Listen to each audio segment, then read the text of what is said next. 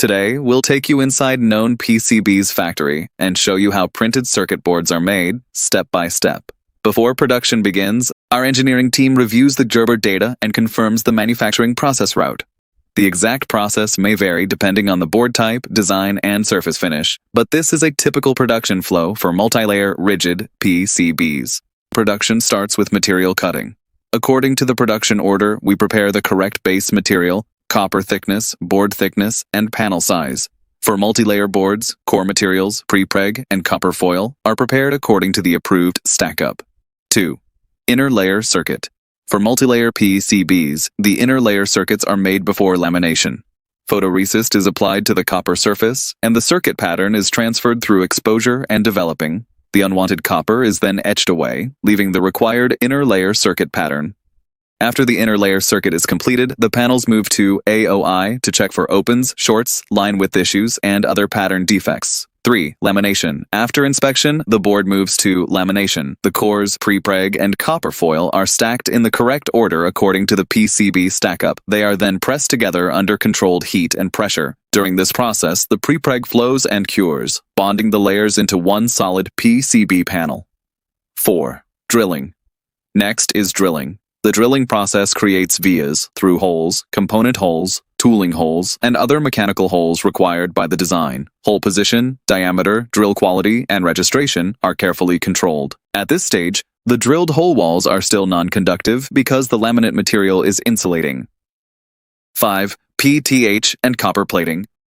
After drilling, the panels go through cleaning and Desmear treatment to remove resin smear and prepare the hole walls for metallization. Then, a thin layer of copper is chemically deposited onto the hole walls. This process is called Electroless copper, and it makes the previously non-conductive hole walls conductive.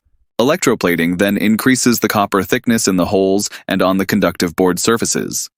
Depending on the production route, additional pattern plating may be carried out later during outer layer circuit formation. 6. Outer layer circuit. Next, we form the outer layer circuit. The circuit image is transferred onto the panel using photoresist, exposure, and developing. Depending on the chosen production route, copper may be pattern plated onto the exposed circuit areas before the unwanted copper is etched away.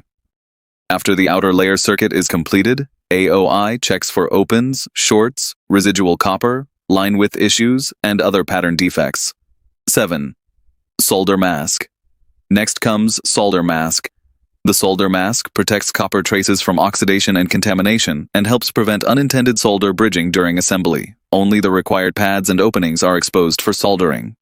8. Silkscreen. Next is Silkscreen, also known as legend printing.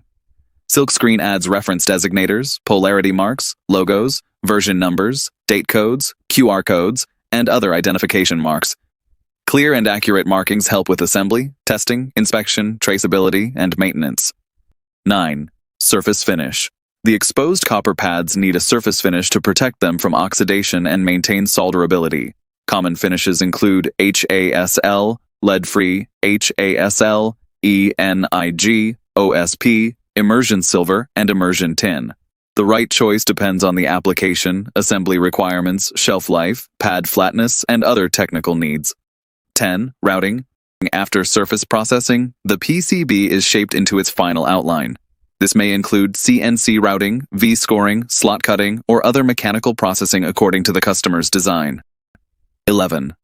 Electrical test. Finished boards then go through electrical testing. This verifies circuit continuity and checks for open circuits and short circuits. Depending on the order quantity and board design, flying probe testing or fixture testing may be used.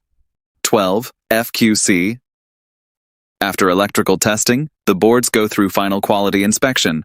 Our team checks appearance, dimensions, solder mask quality, silkscreen, surface finish, hole quality, board thickness, cleanliness, and customer-specific requirements. This confirms that the finished PCB meets the required production specifications before delivery. 13. Packaging and shipment. The final step is packaging and shipment. Boards are cleaned as required, counted, packed according to customer specifications, and labeled for traceability. Where required, vacuum packaging, desiccant, and humidity indicator cards are used to help protect the boards during storage and transportation. From material preparation to final shipment, every stage is controlled to support consistent quality and reliable PCB production. This is the PCB manufacturing process inside knownPCB's factory.